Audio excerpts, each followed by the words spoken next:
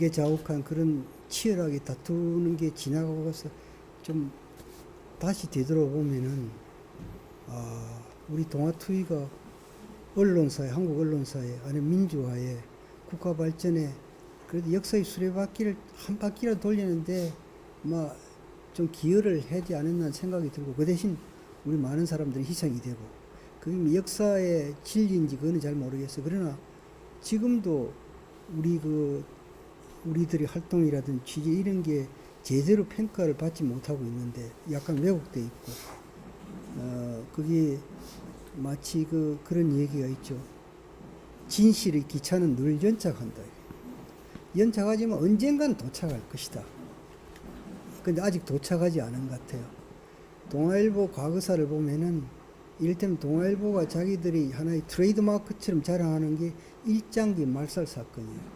그 사건은 사실은 그때 미술부 기자였던 이길용 씨가 우연히 이거 좀 모양이 이상하다. 그래도 일장기보다 긁어냈거든. 그게 처음 일어났을 때 사주한테 보고됐을 때 김성수 집안이 깜짝 놀란, 이거 이놈이 말이죠. 우리 집안 다 망치려고 든 놈이다.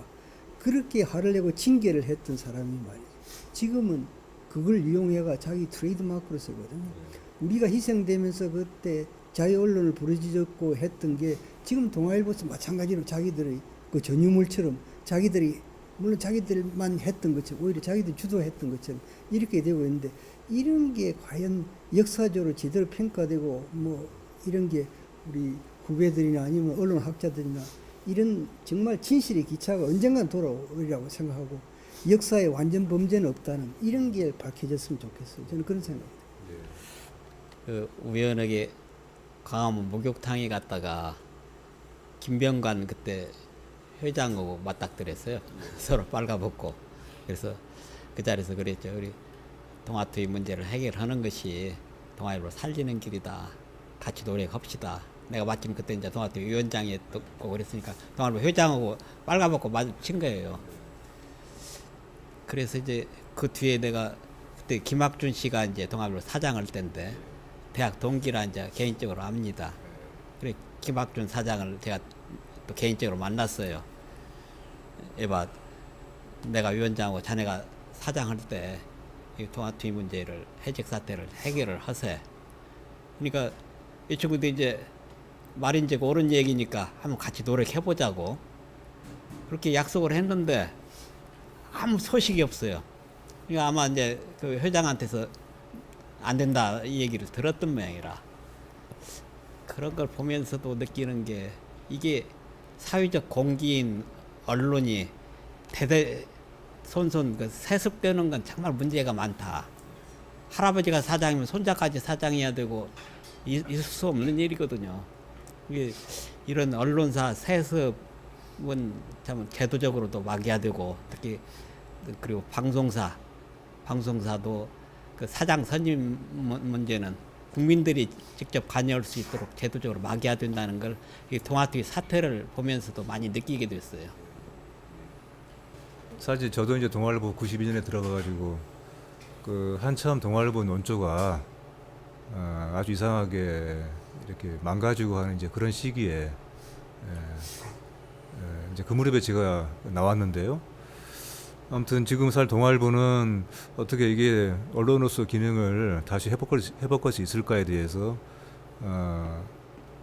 상당히 많이 이제 의문시 될 정도로 이제 많이 망가졌다 이런 평가들을 받고 있습니다.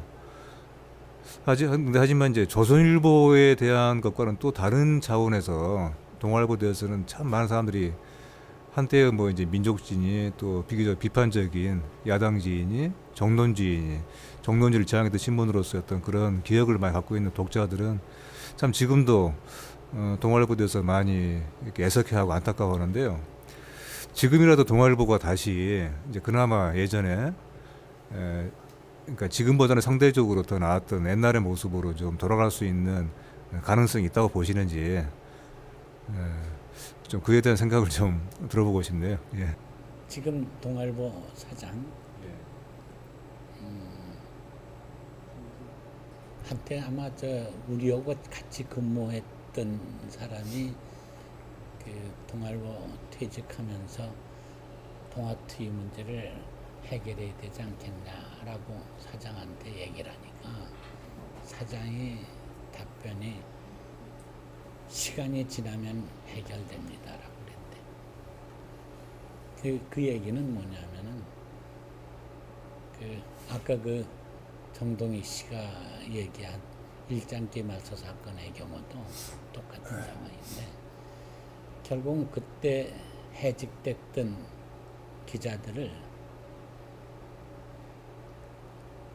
예를 들어서 8.15 해방되고 복관을 하면서 적어도 복직을 시켰어야 되는 것이 동아일보의 도리가 아니었나.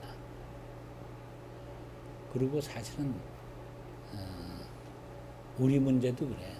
우리 문제 지금 복직을 시켜달라는 얘기는 사실은 복직을 시켜달라는 거는 우리가 들어가서 근무할 수 있는 상황은 사실은 아니야. 그러나 법률적으로 복직을 시켜줘야 된다는 건 동아일보를 살리는 길이라고 생각해.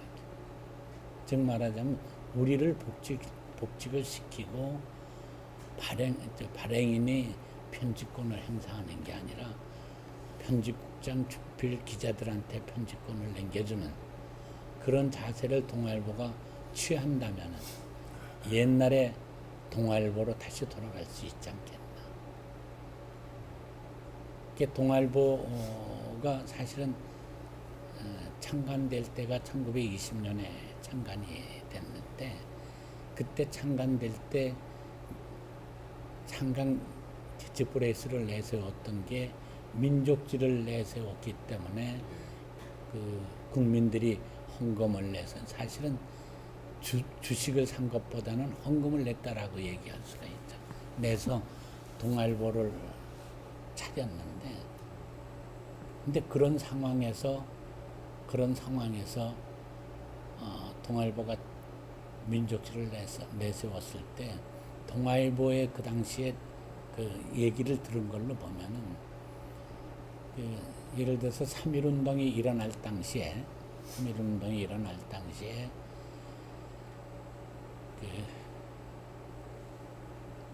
전국적으로 3.1운동이 번질 수 있었던 거는 그 당시에 지하신문이 있었기 때문이다 라고 얘기를 하는데 즉 말하자면 아까 얘기했듯이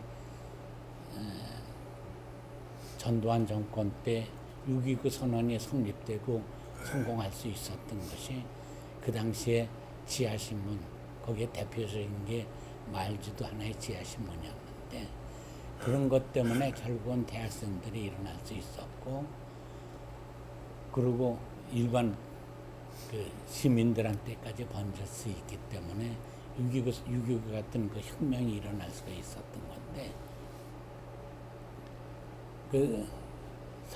동아일보가 처음 창간될 때 동아일보에 기자로 들어온 사람들이 경우가 옛날에 대한매일신보의 기자였던 사람들, 황성신문의 기자였던 사람들, 지하신문에 관계했던 사람들이 민족지를 내세우는 동아일보에 입사를 했었다는 얘기를 들었어요.